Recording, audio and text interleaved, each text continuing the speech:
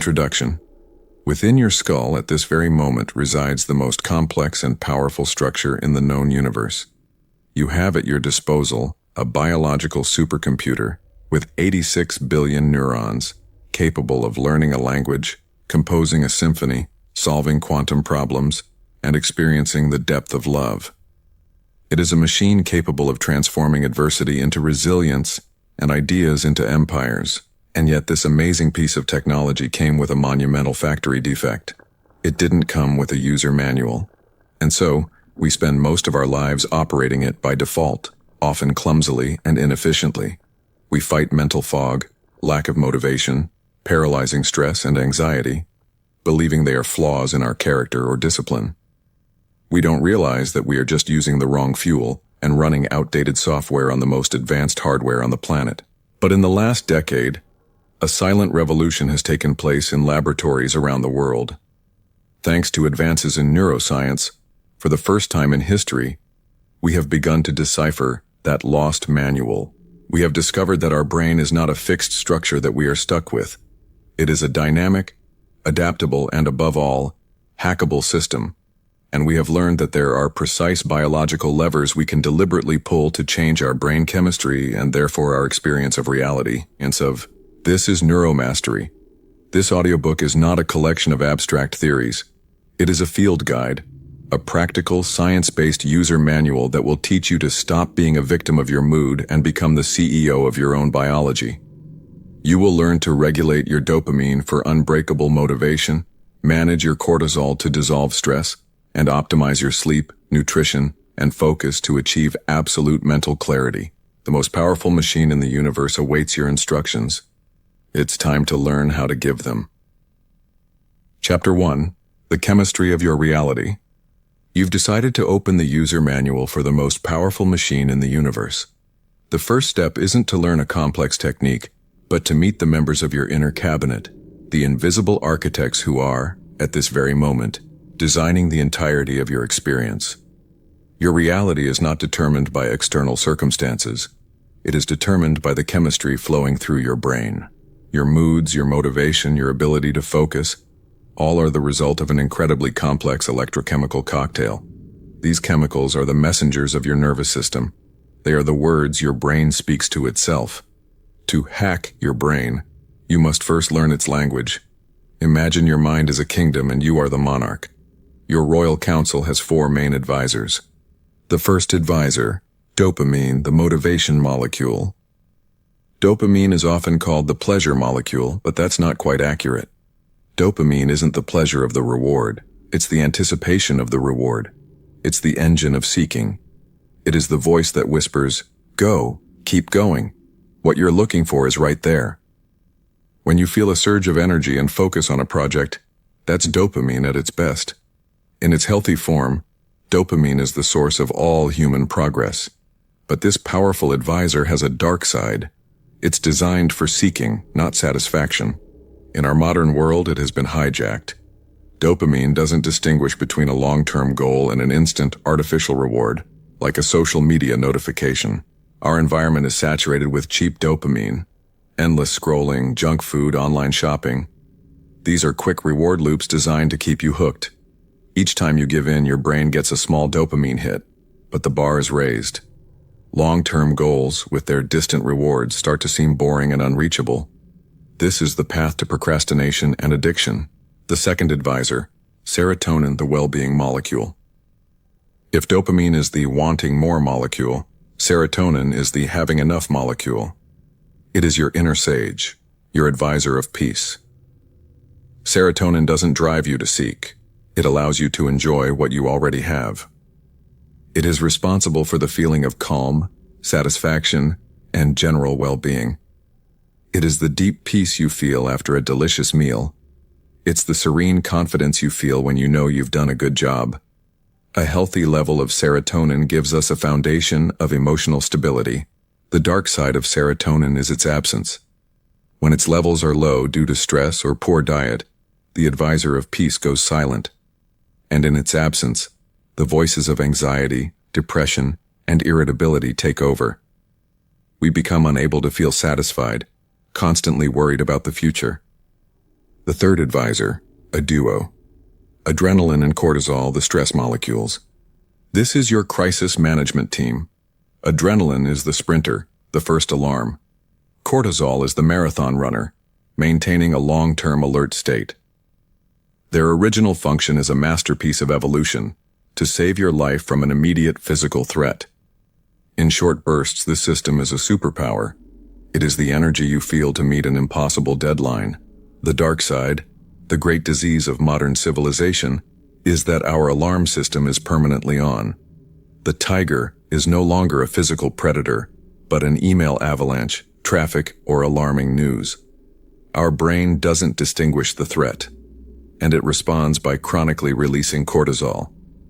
Living with high cortisol levels is devastating.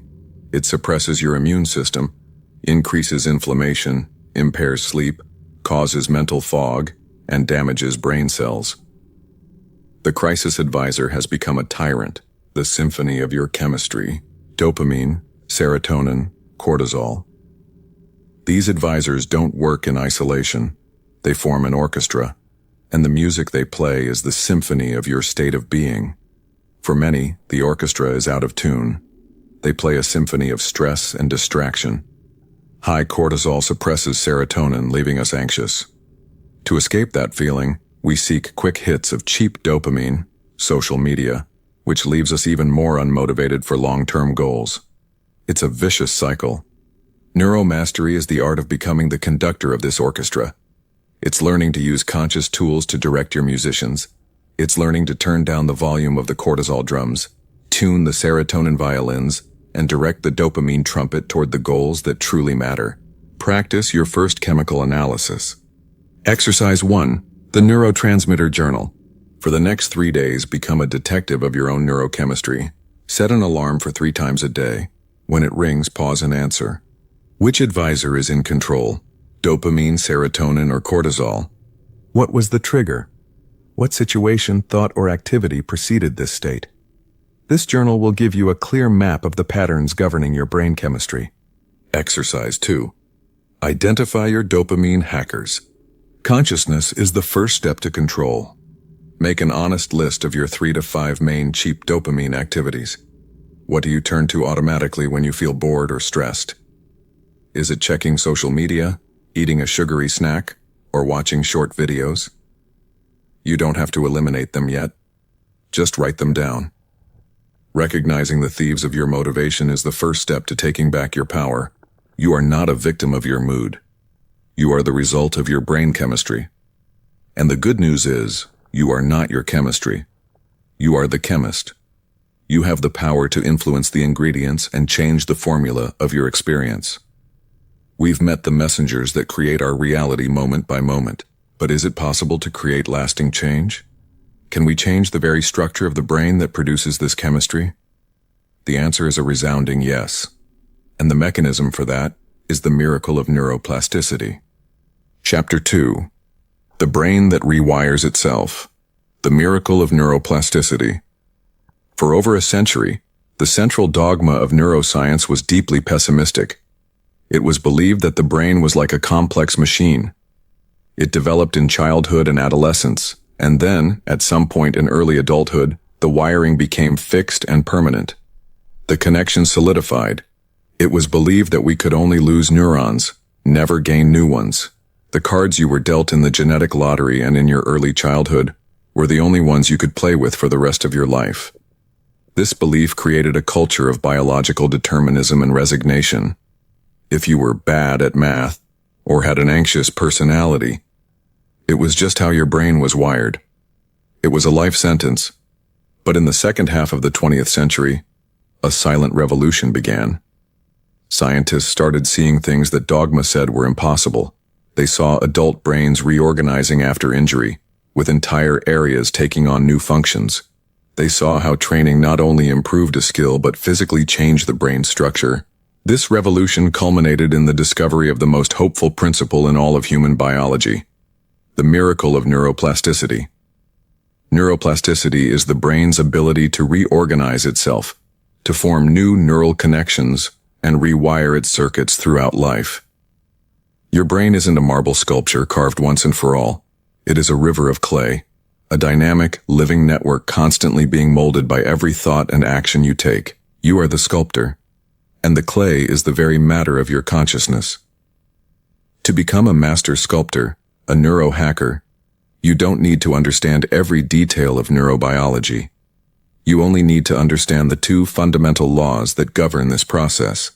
They are two simple principles that will give you the power to deliberately rebuild your own mind. The first law of the plastic brain: use it or lose it. Imagine the connections between your neurons are like paths in a dense jungle. Each time you have a thought, it's like a path being walked.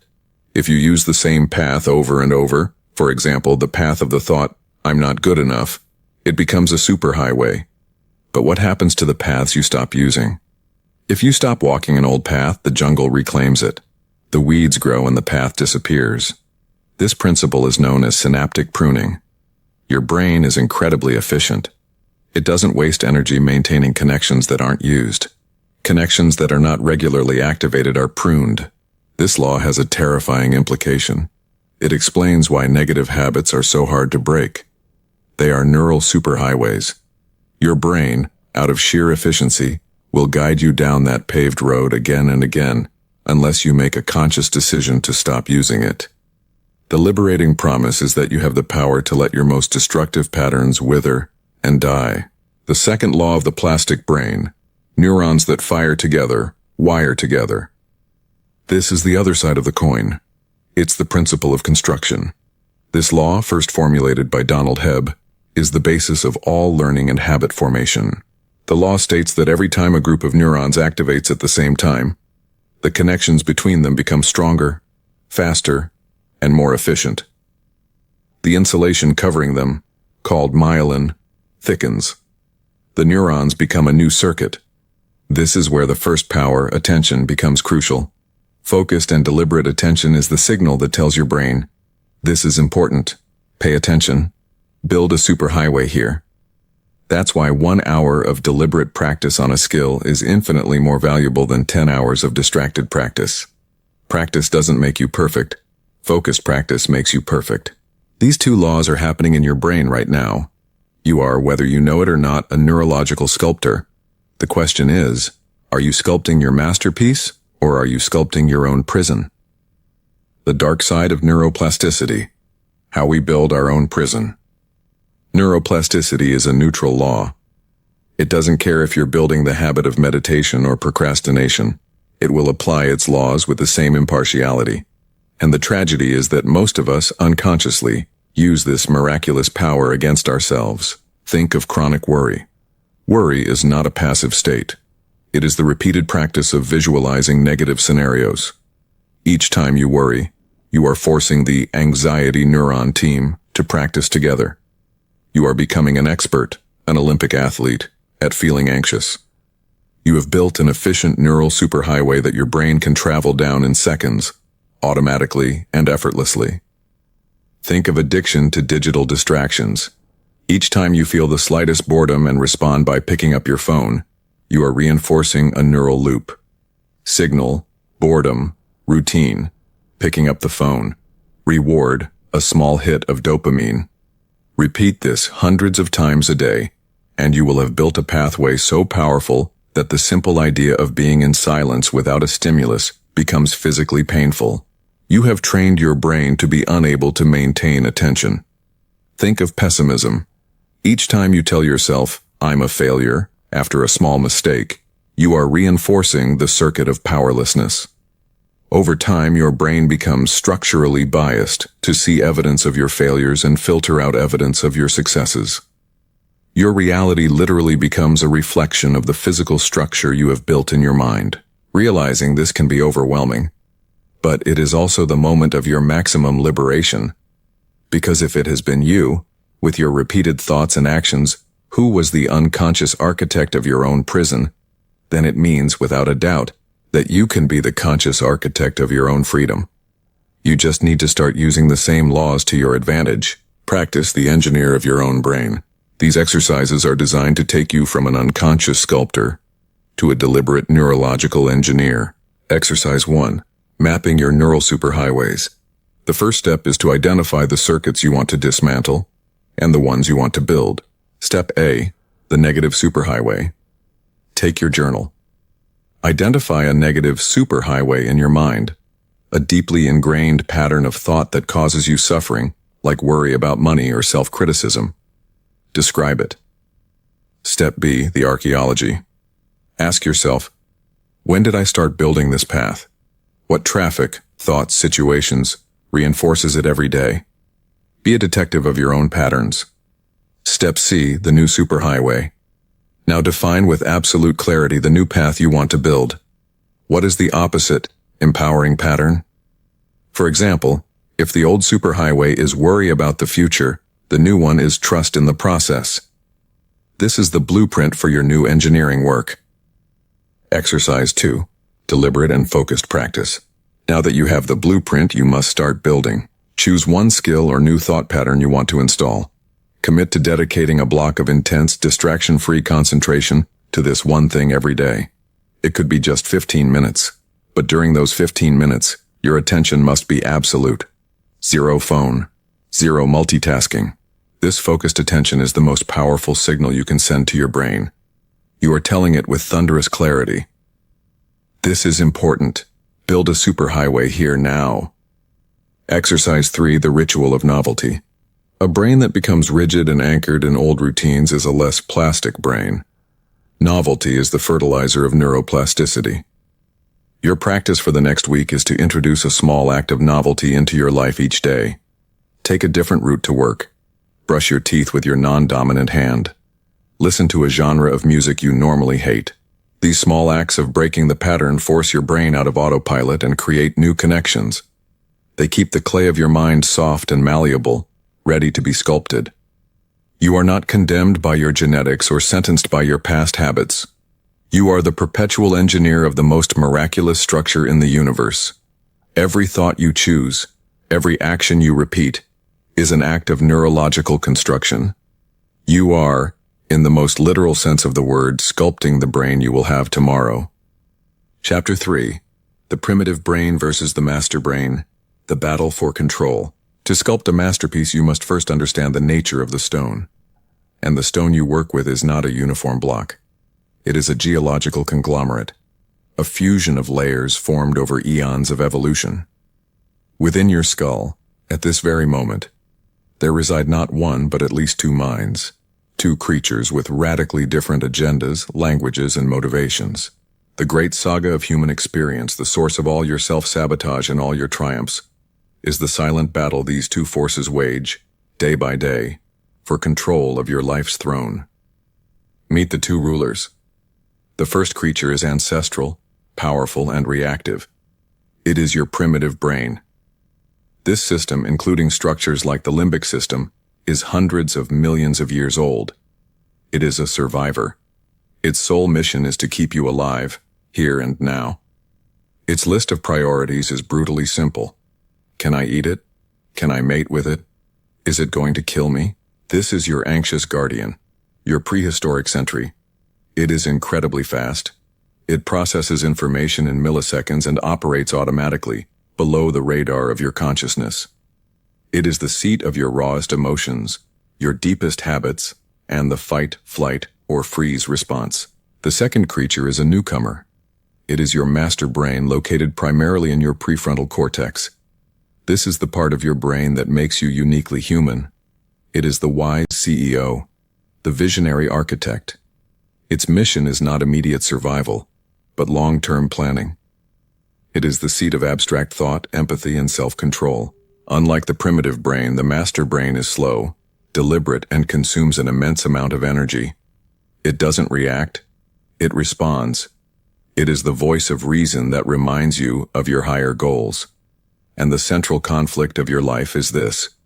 Your primitive brain, the fearful guardian, often has control by default, and your master brain, the visionary CEO, must fight every day to seize the helm.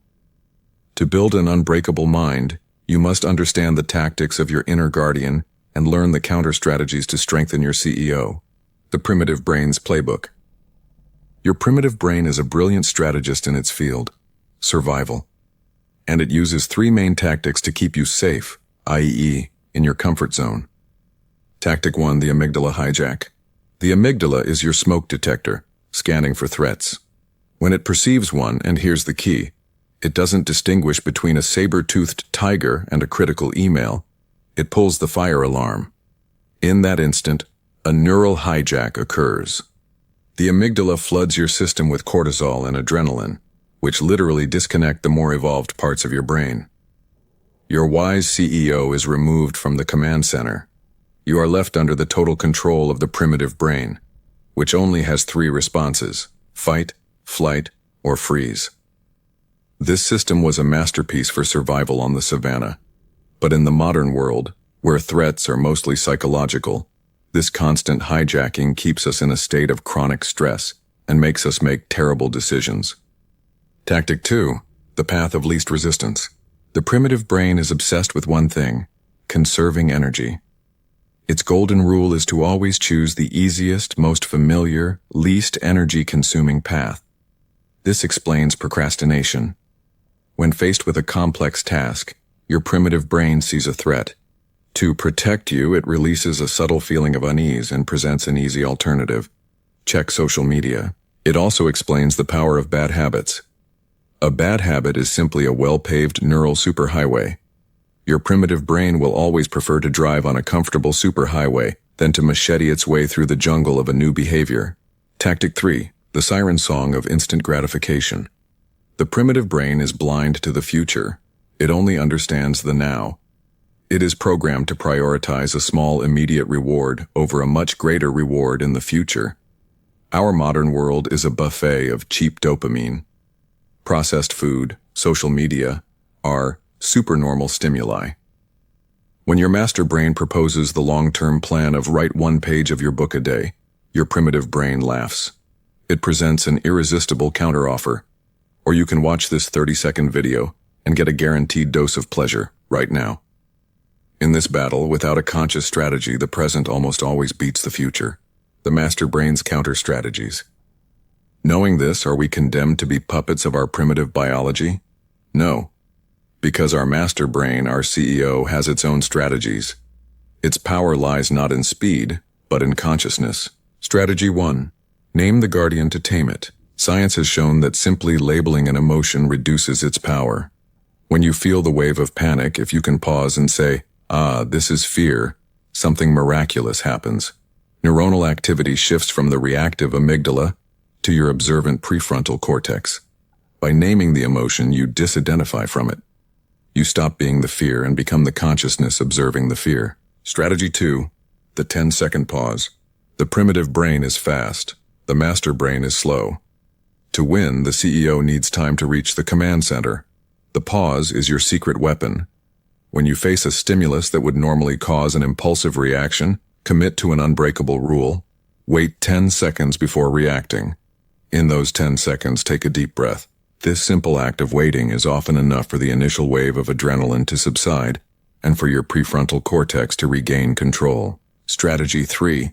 The architect's pre-commitment. Your master brain is stronger when you are calm. Your primitive brain is stronger when you are tired.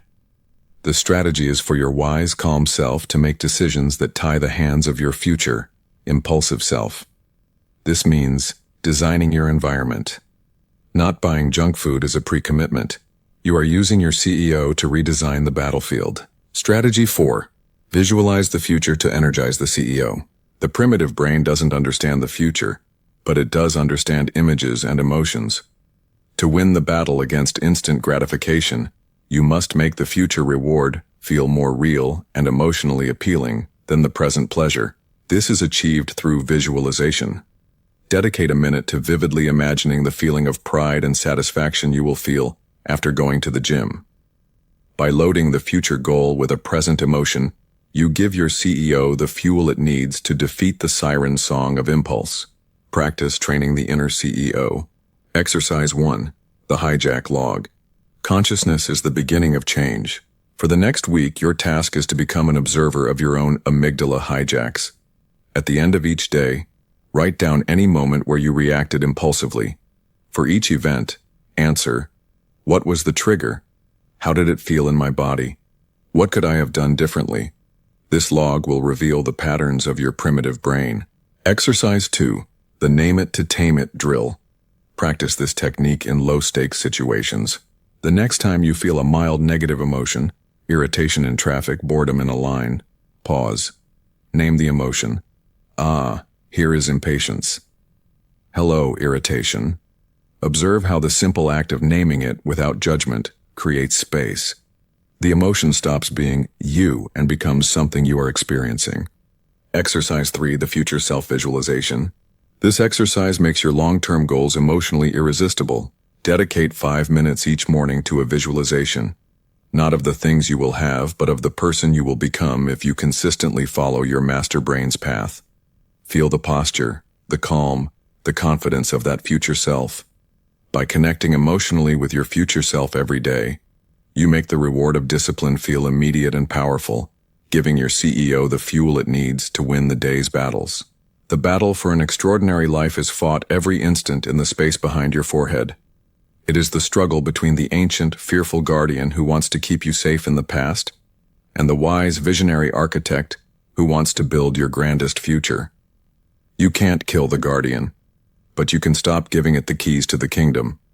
You can, through conscious practice, strengthen your inner CEO until its serene voice becomes more influential than the shouts of fear. Chapter 4. The Cheap Dopamine Trap, Hijacking Your Motivation. In this story's heart lies our old acquaintance, your inner cabinet's first advisor, dopamine. Dopamine is the molecule of anticipation and seeking. It's the engine that drives you to act, the whisper that says the reward is near. It is the force that drove our ancestors out of the cave to hunt. In its natural state, dopamine is the energy of progress, the fuel of ambition. The dopamine system works through a simple but powerful loop. First, a trigger. You see an opportunity. Second, dopamine is released, creating the feeling of motivation. Third, this motivation drives you to action. Fourth, upon getting the reward, you experience pleasure and the loop is reinforced. But a crucial aspect is that dopamine operates relative to a baseline. Your dopamine level is like water in a pond. Your normal state is the baseline. When you seek a reward, it's a surge, a dopamine spike. You feel excitement. After each peak, the water level inevitably drops below baseline for a time. This is the subtle low you feel after a great achievement. In a natural world, this system worked perfectly. Dopamine spikes were rare and required effort. This kept our baseline healthy and our motivation high for real challenges. But we have built a world that is a trap for this system, saturated with what we'll call cheap dopamine. Cheap dopamine is any stimulus that provides a high dopamine spike, quickly and with minimal effort. It is a hack of our reward system. This unlimited access is creating a silent catastrophe in our motivation and focus. To win this war, we must know the 3 great hackers of our time. The first hacker, the infinite attention machine, social media. Your smartphone is a dopamine machine. Its main weapon is the deliberate exploitation of your dopamine loop. Infinite scroll. Platforms like Instagram and TikTok have no end. The infinite scroll is a neurological evil genius. Each swipe makes your primitive brain wonder, what comes next? That anticipation of a novel reward is a constant dopamine drip that keeps you hooked. Variable reward. A slot machine is addictive because you never know when it will pay out. Your phone notifications work the same way. This uncertainty is irresistible to your dopamine system. It forces you to check your phone repeatedly. Social validation. A like is a digital signal of tribal approval. It's a powerful social reward that releases a burst of dopamine. We have outsourced our self-esteem, making it dependent on these small validation hits. The second hacker, hyperpalatable food. The modern food industry has cracked the code of our primitive brain. They have created products that are supernormal stimuli, exaggerated versions of the foods our evolution programmed us to desire. The combination of sugar, fat, and salt creates a dopamine explosion that overrides our natural signals of satiety. This constant overstimulation desensitizes our brain. The natural sweetness of an apple seems bland compared to a soda. The long-term satisfaction of an achievement starts to seem boring compared to the immediate pleasure of junk food. The third hacker, instant escape. Our world offers an arsenal of high dopamine escapes. Online pornography, video games, online shopping, the 24-hour news cycle. They all offer an escape from the discomfort of real life and an instant reward at zero cost of effort. The consequences of a hyperstimulated mind. Living in this constant state of cheap dopamine spikes has devastating consequences for our ability to build an unbreakable mind. Chronic procrastination. When your brain is accustomed to receiving big rewards for minimal effort, tasks that require sustained effort for a distant reward become neurologically expensive. Your primitive brain asks, "Why should I spend all this energy when I can get a guaranteed reward now by watching a video?" Anhedonia. As your dopamine receptors desensitize, your baseline for well-being drops. You need increasingly intense stimuli to feel anything. Life's simple joys stop producing pleasure. You feel apathetic and disconnected. Anxiety and depression. The constant valleys that follow dopamine spikes feel biochemically very similar to anxiety and depression. You find yourself in a state of constant craving, always seeking the next hit to feel normal again. Practice the dopamine release protocol. Reclaiming your sovereignty isn't about living like a monk, but about becoming a conscious consumer of dopamine. Exercise 1. The dopamine fast. To resensitize your brain, you need to give it a break. Choose your level. Start with a full-day fast or just the first 4 hours of a Sunday. The process. Expect to feel bored and restless. Don't fight it. This is a sign your brain is healing. Write in a journal about how you feel. Take a walk. Observe the rebirth. At the end of your fast, notice how the world seems different. You've reset your system. Exercise 2. The architecture of effort, environment design. Make your environment work for your master brain, not your primitive brain. Increase friction for bad habits. Put your phone in another room while you work. Use website blocking apps. Delete food delivery apps. Reduce friction for good habits. Leave a book on your pillow. Have your workout clothes ready the night before. Keep healthy snacks visible and within reach. Exercise 3. The smart reward. You can't eliminate dopamine, but you can choose where you get it. Start associating dopamine with effort, not with passivity. Reward yourself for the effort, not the outcome. After a focused work session, reward yourself with something that reinforces calm and achievement, like a quality tea or a short walk. An advanced trick. Learn to get dopamine from the friction itself.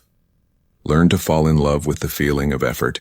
Say to yourself, "This is difficult and that means I'm growing." You're rewiring your brain to associate effort with reward, which is the ultimate secret of self-motivation. You are not a victim of your brain chemistry. You are the chemist. You have the power to decide what ingredients you put in your mind's crucible. By freeing yourself from the tyranny of cheap dopamine, you not only reclaim your motivation and focus, you reclaim your ability to enjoy life in its simplest and most profound form. You reclaim your sovereignty. Chapter 5. The cortisol flood, the biology of chronic stress. Now we must face the second great hacker of our biology, a force that not only sabotages your motivation, but floods your inner kingdom with the chemistry of fear, clouds your judgment, and literally damages the structure of your brain. Let's meet the most dramatic and powerful advisor in your inner cabinet, the fire alarm guardian, the stress molecule, cortisol. To understand cortisol, we must first honor it. It is not your enemy. It is, in fact, one of your oldest and most loyal guardians. It is a masterpiece of evolution, designed with a single sacred purpose: to save your life. Imagine your ancestor, 50,000 years ago, facing a saber-toothed tiger. In a fraction of a second, their primitive brain, their amygdala, pulls the fire alarm. A biochemical cascade of amazing speed and precision occurs. First, adrenaline floods their system. Their heart races, pumping blood to their muscles. Their pupils dilate. Their breathing quickens for explosive action. Seconds later, to sustain this state of maximum alert, their adrenal glands release cortisol. This hormone is the quartermaster of the survival army. Its job is to mobilize all the body's resources for war. It releases glucose, increases blood pressure, and, most importantly, makes a brutal executive decision. It shuts down all functions not essential for immediate survival, like digestion or immunity. In short, sharp bursts, this stress response is a superpower. It's what allows your ancestor to fight with superhuman strength. It's what allows you to react with incredible speed to avoid a car accident. The problem, the great tragedy of modern life, is that our alarm system, designed to go off once a month for a tiger, is now going off 100 times a day. And the reason is that our primitive brain has not learned to differentiate between the threat of a physical predator and the threat of a notification on your phone. For your amygdala, a critical email, a traffic jam, an argument, or alarming news on TV are all, on a biochemical level, saber-toothed tigers. In response to each of these paper tigers, your body, with perfect fidelity, activates the same stress cascade, not in a sharp, life-saving burst, but in a constant, chronic, and poisonous drip. You have gone from an occasional fire alarm to living with the deafening sound of a siren that never goes off. And this constant cortisol flood is the silent plague of our civilization. It doesn't just make you feel bad, it is literally damaging your brain and body. The brain under siege, how chronic stress steals your mind. When cortisol flows chronically, your brain goes from a garden of growth to a fortress under siege. Resources are no longer dedicated to building new connections, but to defending against a perceived threat. And 3 key areas suffer direct structural damage. 1. The burning of the library, the hippocampus. The hippocampus is your center for learning and memory. It is where new neurons are formed. The hippocampus is extremely sensitive to cortisol. Under chronic exposure, cortisol becomes neurotoxic. It literally overexcites cells until they die. Chronic stress not only stops the creation of new neurons, it begins to reduce the size of the hippocampus. You are, in the most literal sense, burning the books in your own library. The consequences are mental fog, difficulty concentrating, and a growing difficulty in learning new things. Long-term, this atrophy is correlated with a higher risk of depression and neurodegenerative diseases like Alzheimer's. 2. The firing of the CEO, the prefrontal cortex. Your prefrontal cortex is your master brain. Chronic stress is like a coup d'etat in your mind. Cortisol weakens the synaptic connections in this region and actively diverts blood flow away from it. The result is that your inner CEO is in effect fired.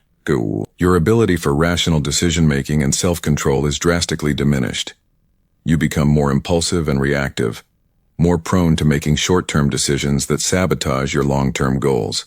You find yourself giving in to temptations more easily, the strengthening of the fear guardian, the amygdala.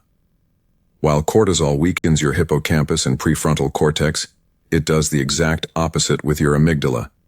Chronic stress not only increases the amygdala's activity, it literally makes it grow.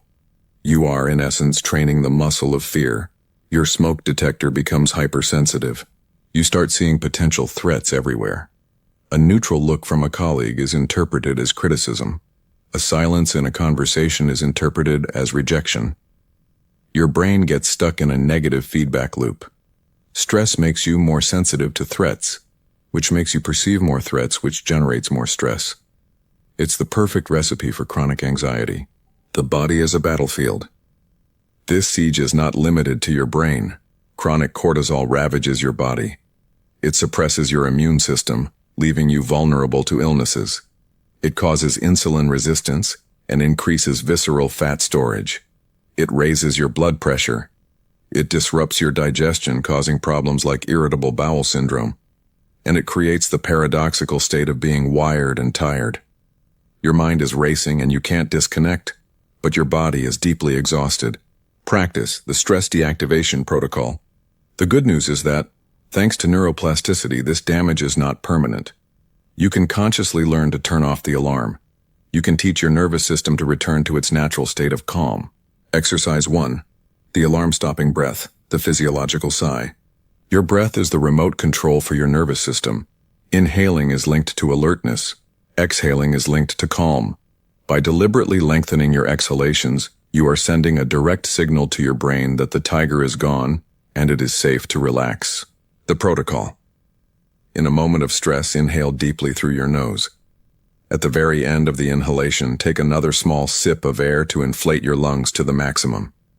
And then, exhale slowly through your mouth for as long as possible.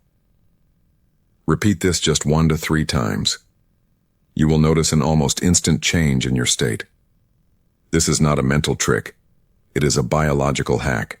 Exercise 2, the nature prescription. Humans evolved in nature. Our nervous system is programmed to find it deeply calming. The Japanese concept of Shinrin-yoku, or forest bathing, has been scientifically shown to drastically reduce cortisol levels. The protocol. Commit to spending at least 20 minutes a day in a green space. Don't do anything. Simply walk slowly. Feel the air. Listen to the sounds of the birds. Leave your phone in your pocket. Allow nature's intelligence to recalibrate your nervous system. Exercise 3. Movement as medicine.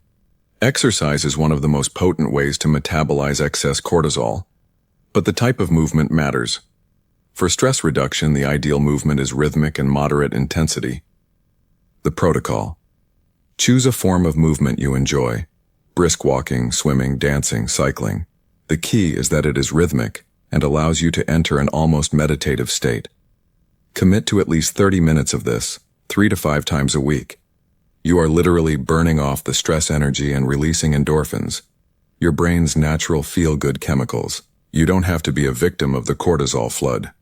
You cannot eliminate stress from your life, but you can radically change your response to it. You are the CEO of your biology, and you have the power to teach your inner guardian that not every email is a tiger. You have the power to turn off the siren and return to your kingdom the peace and calm that are your natural state. Chapter 6, Brain Fog, the Gut-Brain Connection. What if, despite your best efforts to manage your thoughts, you still have days when your mind feels slow, like you're trying to drive through a dense fog? If this sounds familiar, it's because we must look beyond the skull. We must turn our attention to an unexpected suspect, an organ we long considered a simple food processing tube, but which cutting-edge science is now revealing as our second brain. Your brain and gut are not separate systems. They are intimately connected in a constant two-way communication highway known as the gut-brain axis. The health of one directly affects the health of the other. The mental fog you feel in your head is often not a brain problem.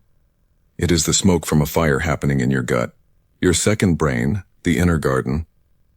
To understand this connection, we must first appreciate your digestive system's amazing intelligence. Within your intestinal walls resides the enteric nervous system, a neural network so complex it contains over 100 million neurons. This second brain feels, learns, remembers, and communicates. But the true intelligence of your gut lies in its inhabitants. Inside you right now lives a civilization of trillions of microorganisms, bacteria, viruses, fungi, known as the gut microbiota.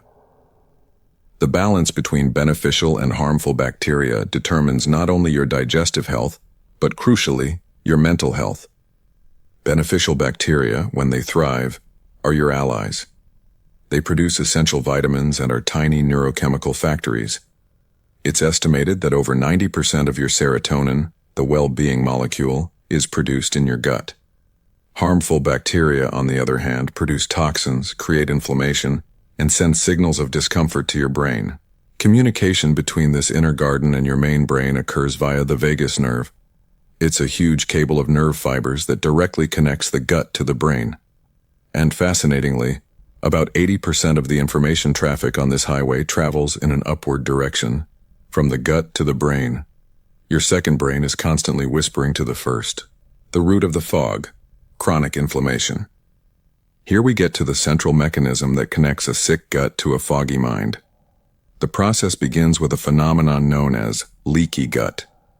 The walls of your healthy intestine are like a sieve designed to let only digested nutrients pass into your bloodstream. A poor diet, along with chronic stress, can damage this barrier. The junctions between intestinal cells loosen, and the sieve tears. Now, undigested food particles and harmful bacteria can leak from the gut directly into your bloodstream. Your immune system, upon detecting these invaders, panics and launches a massive inflammatory response. If the cause isn't fixed, this response never turns off. Your body enters a state of chronic low-grade inflammation, and this war doesn't stop at your neck. Inflammatory molecules called cytokines can cross the blood-brain barrier. Once inside, they cause neuroinflammation, an inflammation of the brain tissue itself. The mental fog you feel is not a metaphor. It is the literal sensation of an inflamed brain. Neuroinflammation disrupts communication between neurons, reduces energy production, and alters your neurotransmitter balance. It is the direct biological cause of difficulty concentrating, poor memory, mental fatigue, and is strongly implicated in anxiety and depression. Your mind cannot be clear if your brain is on fire, and the fire often starts in your gut. Practice clearing the mental fog. To regain mental clarity, you must become a conscious gardener of your inner ecosystem. The goal is simple: reduce inflammation, repair the gut barrier, and nourish the beneficial bacteria. Protocol 1. The gardener's diet. You are the gardener, and food is the fertilizer or poison you choose for your garden. Fertilize your allies.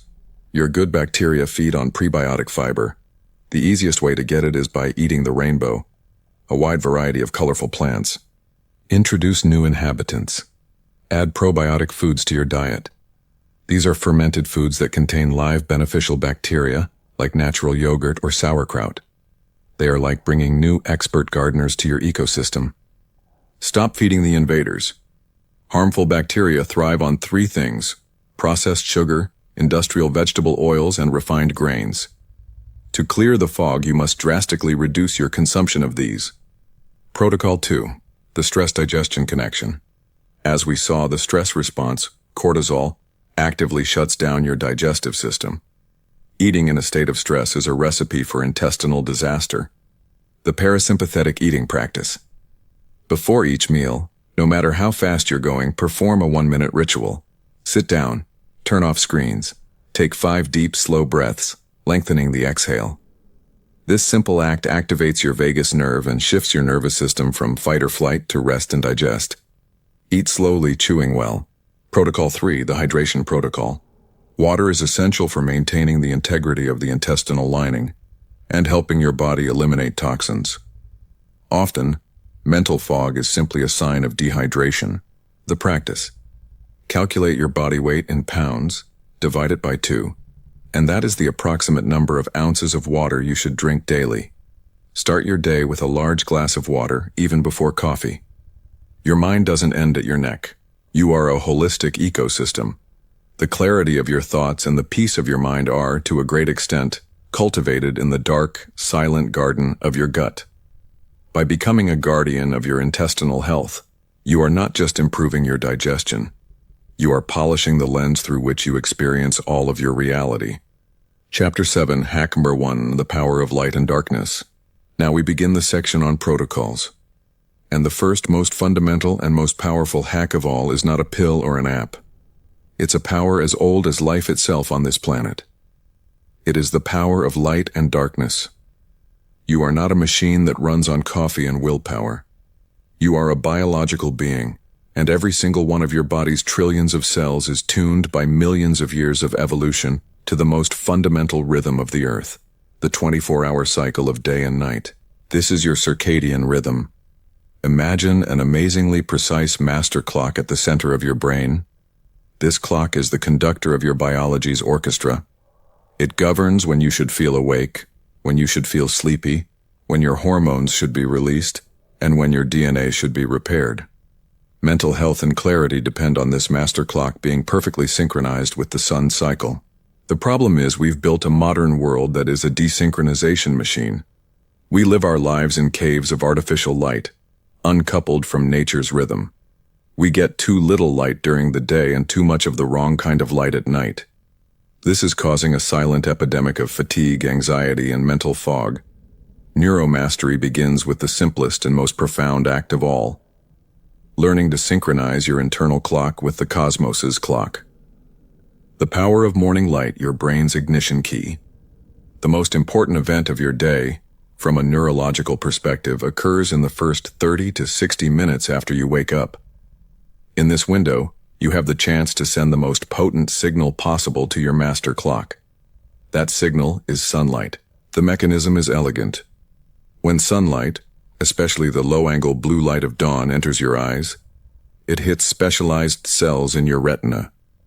These cells are light detectors, connected directly to your master clock. When this signal arrives, your master clock does two things. First, it triggers your morning cortisol spike. In this context, cortisol is your friend. This programmed spike is your engine starter. It tells every cell, "Good morning, it's time to mobilize energy, be alert, and be focused." A person with a healthy morning cortisol spike feels awake. A person with a flattened one feels foggy. Second, exposure to morning light starts the timer for melatonin, the sleep hormone. Your brain, receiving the light signal in the morning, calculates that about 14 to 16 hours later, it should start releasing melatonin to prepare you for deep sleep. This means, paradoxically, that the key to sleeping well at night begins the moment you wake up. The Sun Salutation Protocol, 10 minutes to change your day. The protocol is simple, but its impact is monumental. The mission: within 60 minutes of waking, expose yourself to direct sunlight for 5 to 10 minutes. The rules: you must be outside. Looking through a window isn't enough, as glass filters out beneficial light. Don't wear sunglasses. You don't have to look directly at the sun. Just look in the general direction of the sky. Consistency is key. Do this every day to anchor your circadian rhythm. Contingencies: if you wake before sunrise, turn on artificial lights, but the moment the sun is up, go outside. The sanctity of darkness, turning off the world's noise. If morning light is the startup signal, darkness is the shutdown and repair signal. Our ancestors experienced near-total darkness after sunset. Our brains are programmed to interpret darkness as the signal to initiate melatonin production and begin cellular repair. But we have hacked the night. We live in perpetual twilight. Our lights, and above all our screens, emit a lot of blue light.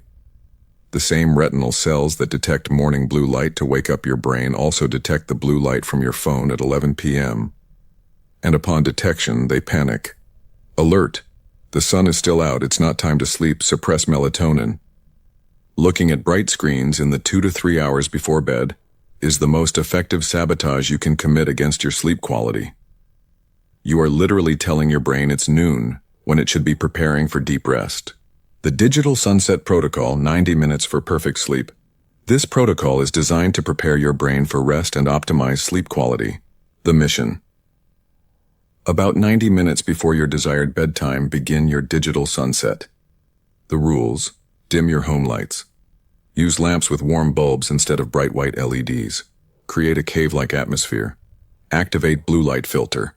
All modern phones have a night shift function that reduces blue light.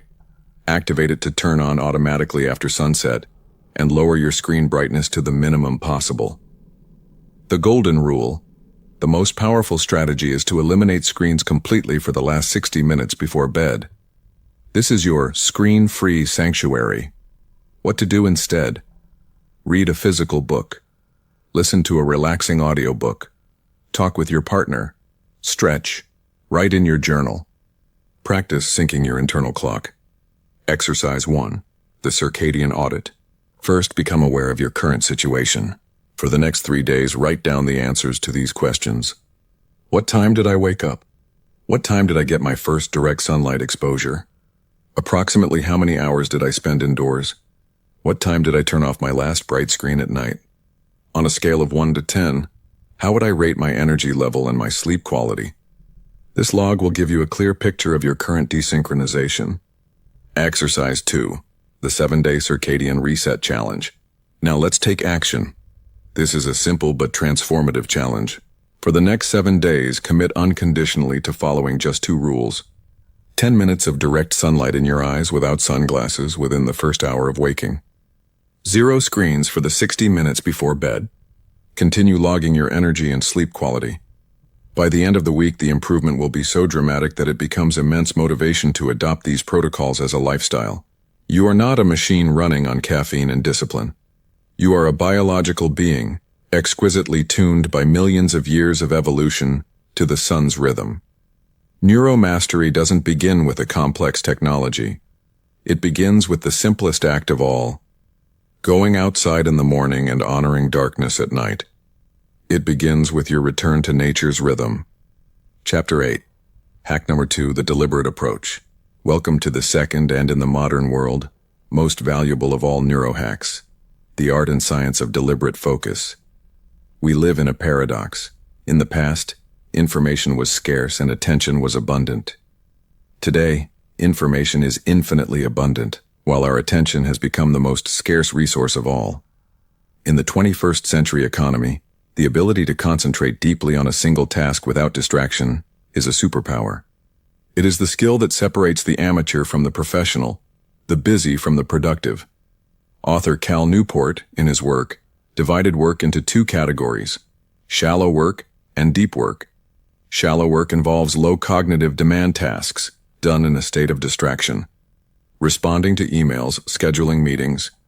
This work is easy, and it creates an illusion of productivity. Most knowledge workers spend most of their workday trapped in the quicksand of shallow work. Deep work, in contrast, is professional activity performed in a state of distraction-free concentration that pushes your cognitive abilities to their limit.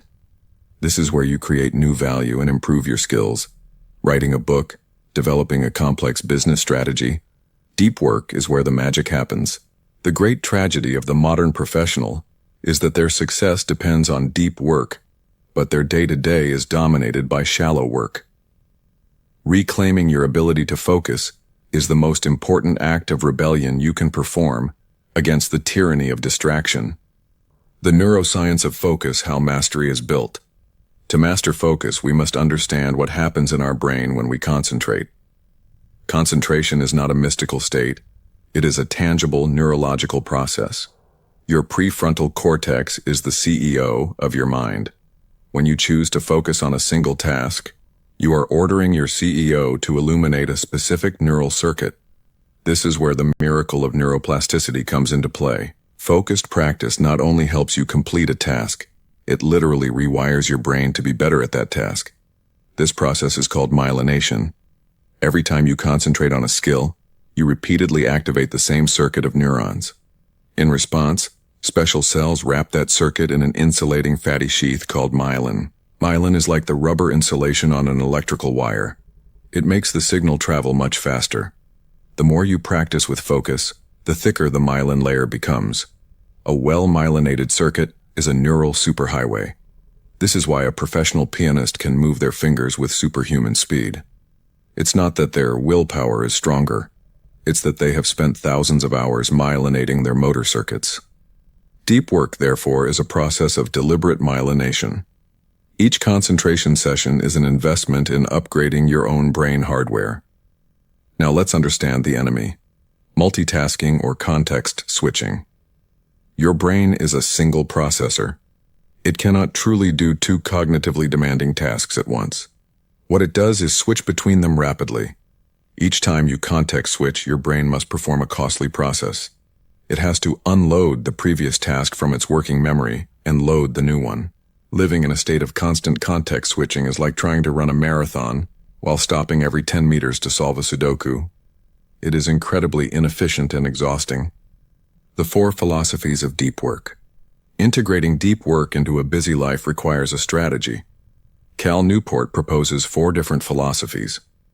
Choose the one that best suits your personality and circumstances. The monastic philosophy. This is the most extreme. It involves radically eliminating all shallow obligations to maximize time for deep work. It's the approach of the academic who isolates themselves. It is productive but impractical for most of us. The bimodal philosophy. This approach involves dividing your time.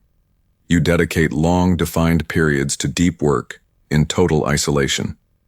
And the rest of the time, you dedicate to shallow work.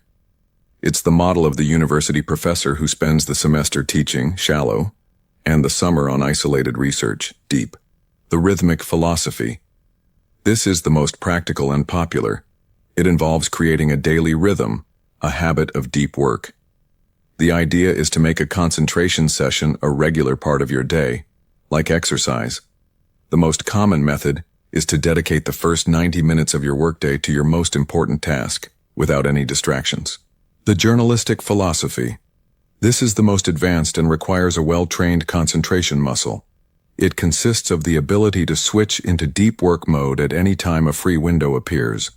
It's the journalist who can write a brilliant article in an unexpected free hour between two meetings. Practice forging your concentration muscle. Protocol 1, the Pomodoro Technique 2.0. The Pomodoro Technique is an interval training system for your attention. This is an improved version.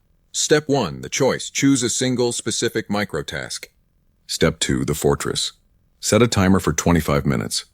During those 25 minutes, you create an impenetrable fortress. Phone in another room. Notifications off. Step 3, the work. Work only on your microtask. If a thought appears, have a distraction notepad and jot it down quickly to address later. Step 4, conscious rest. When the alarm rings, the 5-minute break must be a true neurological rest. Don't check email or social media. Get up, stretch, look out the window. Protocol 2, the deep immersion ritual. Your brain loves rituals. They help it transition from one state to another. Design your own ritual to signal the start of a deep work session. The location. If possible, have a specific place you use only for deep work. The sound. Listen to the same piece of instrumental music or use noise-canceling headphones. The gesture. It can be as simple as tidying your desk. With repetition, this ritual will become a powerful trigger that tells your brain, it's time to enter high-performance mode. Protocol 3. Embracing boredom. We are so addicted to distraction because we have lost the ability to be bored. You must retrain your boredom muscle. The practice. The next time you're waiting in line or for the microwave, don't pick up your phone. Just do nothing. Observe the world and your own thoughts. It will be uncomfortable at first, but by doing so, you're teaching your brain that it doesn't need constant stimulation, and you're strengthening your ability to maintain a state of calm. Protocol 4. Productive meditation. This is a technique for using dead time productively. Use the time when your body is busy but your mind is free, walking, driving, showering, to perform a deep work session on a specific problem. Before you start walking, clearly define the problem, and during the walk, direct your attention to that problem. This is an incredibly effective way to solve problems, and it's excellent training for your focus muscle. In the 21st century economy, the new currency is not the time you work, but the intensity of your focus. Shallow work will keep you afloat, but deep work is what will make you a master. It is the path to producing work of exceptional value. It is the engine of neuromastery. You have learned to synchronize your master clock for energy, and now you have learned to focus that energy with laser precision. But the focus muscle, like any other, only grows and strengthens if given the proper time to recover. Chapter 9, Hack Number 3, Movement as Medicine. We have reached the third and perhaps most potent of the neurohacks, an intervention so simple we often underestimate it, yet its effects on our brain's architecture and chemistry are so profound, they border on the miraculous. This hack is not a pill or a technology. It is the power of movement. To understand its critical importance, we must travel back in time. For 99.9% of human history, we were hunter-gatherers. Our survival depended on our ability to move. We walked, ran, and climbed, averaging 10 to 20 kilometers every day. Our brain and body were not just adapted to this lifestyle, they were sculpted by it. Movement was not a hobby. It was the fundamental condition of our existence. Now fast forward to the present.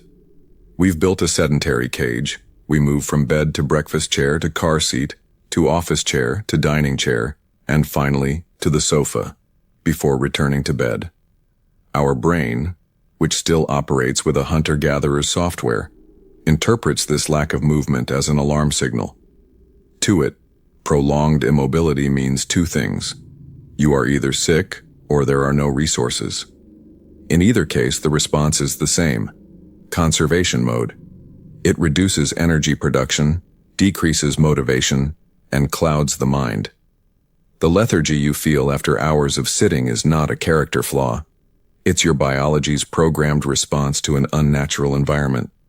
To reclaim your mental power, you must remember the truth your body never forgot. You were designed to move. The exercising brain, a pharmacy of wonders. When you move, you're not just burning calories. You're activating a neurochemical pharmacy of unparalleled power, releasing a cocktail of molecules that rebuild and optimize your brain. 1. The birth of new neurons, neurogenesis and BDNF. Science once believed we were born with a finite number of neurons. Today, we know this is false. Thanks to the miracle of adult neurogenesis, our brain can create new cells throughout our lives. And the most powerful switch for this is aerobic exercise.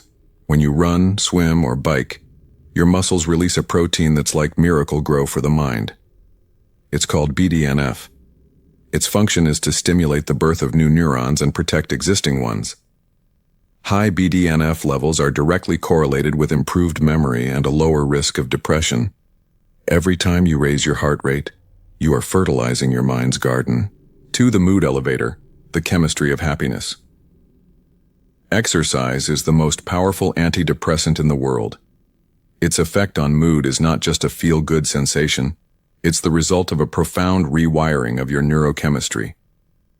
Endorphins. The famous runner's high is real. Intense exercise releases endorphins, your body's natural opioids, which reduce pain and create a feeling of euphoria. Serotonin and dopamine. Regular exercise increases serotonin, your peace advisor. It also resensitizes your dopamine receptors, meaning you need less stimulation to feel motivation and pleasure. Endocannabinoids. Your body produces its own cannabinoids.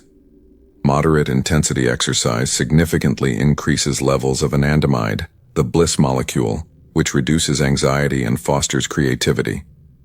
To the focus enhancer, strengthening the CEO.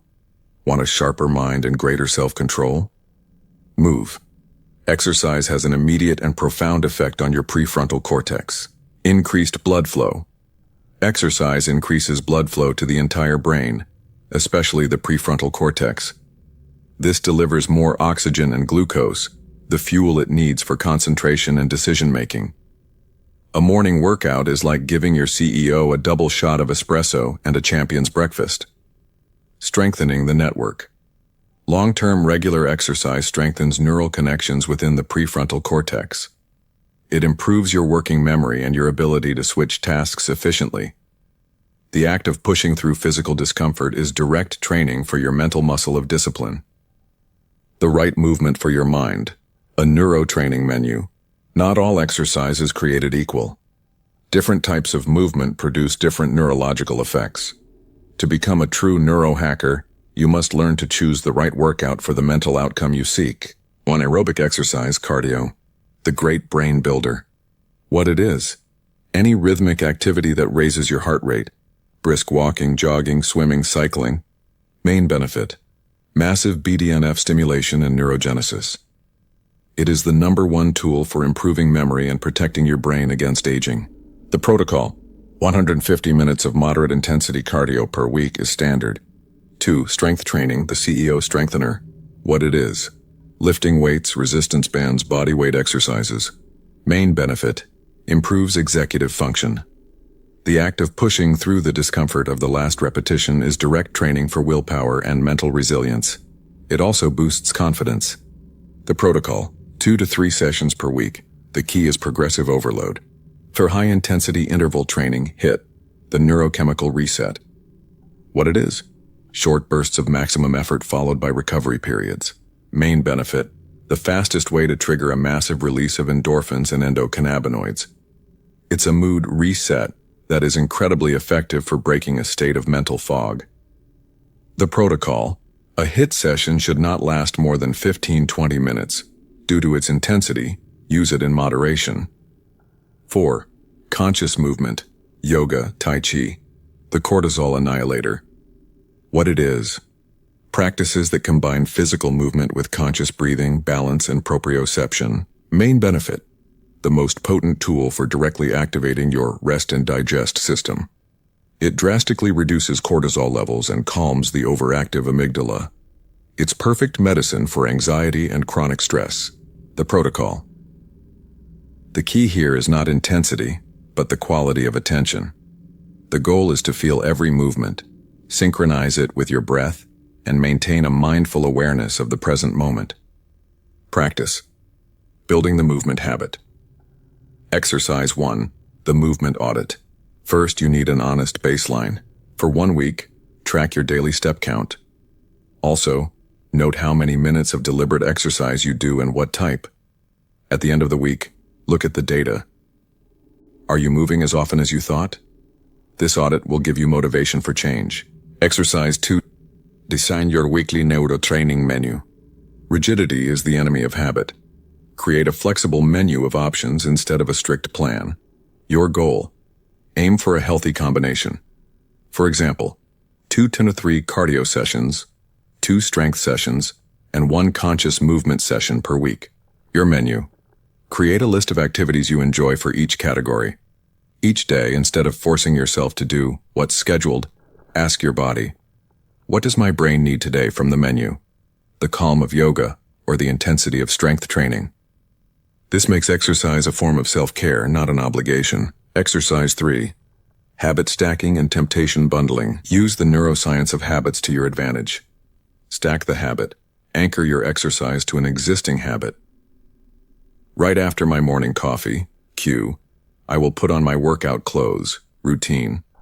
Bundle the temptation. Combine an action you want to do with one you need to do. For example, I will only allow myself to listen to my favorite podcast, What I Want, while I am walking on the treadmill, What I Need. You are using the dopamine of the temptation to drive the healthy habit. Your body is not a vehicle for your brain. Your body and your brain are a unified, inseparable system. Movement is not a chore you must add to your to-do list. It is the most potent medicine, the most effective nootropic, and the most natural antidepressant at your disposal. To think better, to feel better, to be more resilient. First, move. Chapter 10, Hack Number 4, The Fuel of Genius. You've synced your biological clock, directed that energy with laser precision, and discovered the power of movement. You've optimized the operating system. Now we must talk about the fuel. We arrive at the fourth and final fundamental hack of neuromastery. A principle so basic we often overlook it, yet so powerful it can override or enhance all other efforts. We are going to talk about nutrition. Imagine you are the proud owner of a Formula One car, a prodigy of engineering. What kind of fuel would you put in it? The cheapest, lowest quality, full of impurities, or the highest octane, designed to optimize its performance? The answer is obvious. And yet, every day, millions of people with the most sophisticated engine in the universe, the human brain, choose to fuel it with the equivalent of low-grade gasoline. Your brain, though only 2% of your body weight, consumes an astonishing 20% of your total energy. It is, by far, the most metabolically active organ you possess. Every thought, every emotion, every memory is a biochemical process that requires resources. It requires the right building blocks and nutrients to create the neurotransmitters that form your reality. The food you eat is not just calories, it is information. Every bite is a message you send to your cells and to your brain. You are telling it whether to enter inflammation or repair mode, whether to feel anxious or calm, whether to have mental fog or a crystalline clarity. Forget about fad diets and complicated rules. The principle of neuronutrition is simple. To build a high-performance brain, you must provide it with the highest quality building materials. You must start eating not just for your body, but deliberately for your mind. The brain's macronutrients, the chassis and the fuel. Your brain needs 3 macronutrients to function. The quality of each will determine the quality of your consciousness. Kurzweil's the bricks of intelligence. Your brain is made of nearly 60% fat. The membranes of your 86 billion neurons are made of fat. The myelin sheath that insulates your neural circuits is fat. Taking fat out of your diet is like trying to build a house without bricks, but not all fats are equal. The most crucial fat for your brain's structure and function is an omega-3 fatty acid called DHA. DHA is the main building block of your cerebral cortex. An abundance of DHA keeps your neural membranes flexible, allowing neurotransmitters to communicate more efficiently. It is also a powerful anti-inflammatory. The best sources are cold water fatty fish like wild salmon, sardines, and mackerel. The problem is the imbalance between omega-3 and omega-6, pro-inflammatory, in processed vegetable oils. The modern diet is often 20-1 in favor of omega-6, which creates a state of constant inflammation. 2. Proteins, the neurotransmitter factories. Every protein you eat is broken down into amino acids. These amino acids are the direct precursors, the raw material, with which your brain manufactures the neurotransmitters that govern your mood and motivation. Tryptophan, serotonin. The amino acid tryptophan, found in foods like turkey, eggs, and nuts, is the precursor to serotonin, your well-being molecule. Without enough tryptophan, your brain literally cannot make the chemistry of happiness. Tyrosine, dopamine. The amino acid tyrosine, found in almonds, bananas, and chicken, is the precursor to dopamine, your motivation molecule. A low-protein diet can lead directly to low motivation and procrastination. Ensuring an adequate intake of high-quality protein at every meal is not just for your muscles. It is to give your brain the full palette of colors it needs to paint your emotional state. 3. Carbohydrates, the smart fuel. Your brain's preferred fuel is glucose, which comes from carbohydrates. But as with fats, quality is key. Dumb carbohydrates. These are refined sugars and white flours. They cause a massive, rapid spike in blood glucose, followed by a sharp crash. This cycle is the cause of midday mental fog, irritability, and cravings. Smart carbohydrates. These are complex fiber-rich carbs found in vegetables, fruits, and whole grains. Fiber slows glucose absorption, providing your brain with a slow, stable, and sustained energy supply. It's the difference between throwing a splash of gasoline on a fire and putting a solid log that burns for hours. The brain's micronutrients, the spark plugs, and the oil. Beyond the main building blocks, your brain needs an army of vitamins and minerals to orchestrate its billions of chemical reactions. B vitamins, especially B6, B9, folate, and B12. They are crucial for neurotransmitter synthesis and for keeping homocysteine levels low. They are found in leafy greens, eggs, and meat. Magnesium. This is the relaxation mineral. It calms the nervous system, improves sleep quality, and is vital for synaptic plasticity. It is found in almonds, spinach, and dark chocolate. Antioxidants. Your brain, being metabolically active, produces a lot of waste that causes oxidative stress. Antioxidants neutralize this damage. The best source is brightly colored plants. The polyphenols in blueberries, strawberries, and green tea are powerful neuroprotectants. Practice. The Genius Nutrition Protocol. Exercise 1. The Fuel Audit. For the next 3 days, keep an honest log of everything you eat and drink. Next to each meal, note how you felt mentally 1 hour later. Did you feel energetic and clear? Or did you feel heavy and foggy? At the end of the 3 days, review your log. Identify your power foods that make you feel great, and your kryptonite foods that consistently drain your mental energy. This awareness is the first step. Exercise 2. The Brain Plate Model. This is a simple visual guide to building your meals. Half of your plate, 50%, colorful vegetables. This is your main source of fiber, vitamins, and antioxidants. Eat the rainbow. A quarter of your plate, 25%, clean protein. Sources like wild fish, pasture-raised chicken, or lentils. This gives you the amino acids for your neurotransmitters. A quarter of your plate, 25%, smart carbohydrates and/or healthy fats. Here you can include sweet potatoes, brown rice, or a serving of avocado, a drizzle of olive oil, or a handful of nuts. If you build most of your meals this way, you'll be giving your brain exactly what it needs. Exercise 3, the Fantastic 5 Challenge. Change doesn't have to be overwhelming. This week, your mission is to introduce these 5 brain superfoods into your diet. Blueberries, a handful in your yogurt. Leafy greens, a big salad for lunch. Wild salmon or algae oil. Try to eat it at least once. Walnuts or almonds, a small handful as a snack. Avocado. Add it to your salads or toast. This simple act of adding the good often naturally displaces the bad. Exercise 4, the Brain Hydration Protocol. Your brain is about 75% water. Even mild dehydration drastically affects concentration and mood. The practice. Don't wait until you're thirsty. Thirst is already a sign of dehydration. Drink water consistently throughout the day. Always have a bottle on your desk. Start your day with a large glass of water to rehydrate your system after the night. You are what you eat, and your brain is the first to know it. Nutrition is not about restriction, guilt, or complex diets. It is an act of self-love and a strategy for high performance.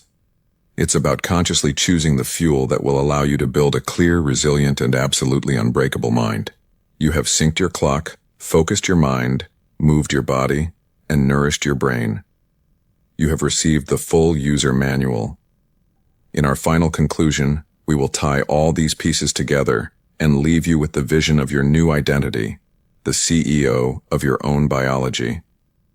We have traveled together through the lost pages of that manual. You have discovered that you are not a victim of your brain chemistry, but the chemist. You have learned the miracle of neuroplasticity, the truth that you are not sentenced by your hardware, but its engineer. We explored the internal battle between your primitive brain and your master brain, and you have learned to empower your inner CEO. And you have equipped yourself with the 4 fundamental protocols of neuromastery. You have learned to synchronize your biological clock with light, direct your power with focus, rebuild your brain with movement, and give it the right fuel for genius. The conclusion of all this knowledge is a transformation of identity. You are no longer a mere operator of the machine, at the mercy of its whims and errors. You have reclaimed your seat in the boardroom. You are the executive director, the CEO, of your own biology. Your mood, your energy, your mental clarity, your resilience are no longer random events that happen to you. They are results that you design, day by day, through conscious choices. Your journey does not end with these words. It is now that it truly begins. Your practice from today on can be reduced to a single question that you will ask yourself every morning when you look in the mirror. As the CEO of my own biology, what is the single smart decision I will make today to optimize this system? It could be a 10-minute walk in the sun. It could be a session of deep work. It could be choosing a nutritious meal. You don't have to do everything perfectly. Start with a single decision. Every conscious choice is a vote for your new identity. It is an act of sovereignty. You have received the manual. The tools are in your hands. If this user manual for your brain has resonated with you, and you want to continue exploring the science of personal mastery, we invite you to join our community. Subscribe to Path of Knowledge for access to more transformative protocols. Give this video a like if you are ready to take on the role of CEO of your life. Share this science of mastery with someone who needs to reclaim their power. Thank you for your time and for your decision to become the master of the most incredible machine in the universe.